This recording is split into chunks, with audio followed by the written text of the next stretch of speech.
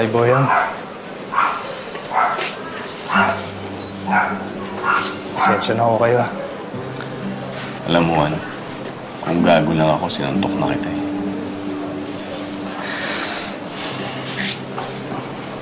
Tay Boyong, hindi ko naman ako talaga sinasadya yung nangyari. Alam ko yun, Juan. Kaya nga kita hindi sinuntok eh. Dahil naiintindihan kita. At isa pa, malinaw naman yung setup ninyo ni Happy.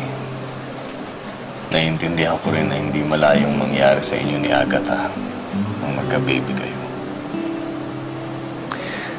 Pero tay, kahit magkakaanak ko kami ni Agatha, si Happy pa rin ako talaga yung mahal ko.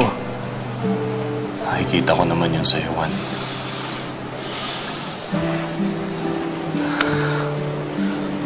Ano ko kayong pwede kong gawin para mapatawad niya ako? Maghintay. Yun ang pwede mong gawin, Juan, ang maghintay. Dahil alam mo yung pagpapatawad, hindi yan basta binibigay. Ibinibigay yan ng kusa. Siguro, kapag nakalimutan na niya yung mga nagawa mo sa kanya, mapapatawad ka na niya.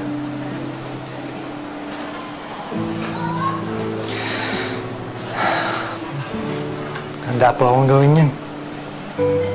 Kahit gaano pa ako katagal. Yun din ho isang bagay na natutunan ko kay Happy. Na kapag mahal mo isang tao, handa ka maghintay. Kahit gaano katagal pa yun.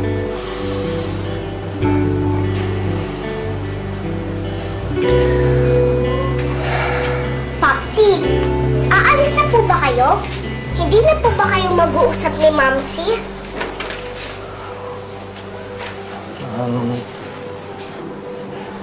Anak, hindi muna kami mag-uusap ng mamsi mo kasi kailangan niya pa ng konting oras para mag-isip. Kaya po ba kami nagpunta dito ni Mamsi kasi po magkagalit kayo? Ayoko po mag-away kayo.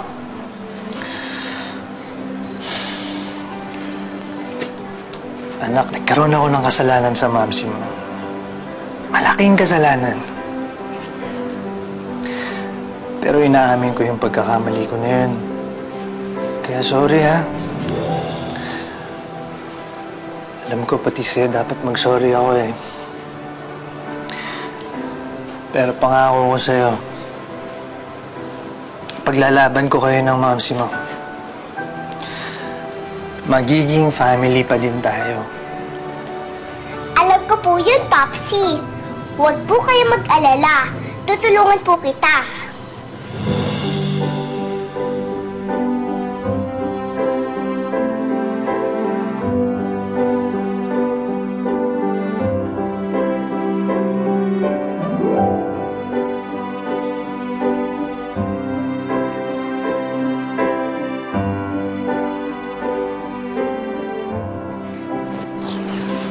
I love you po, Popsi. I love you too, Nak. Alis na si Popsi, ha?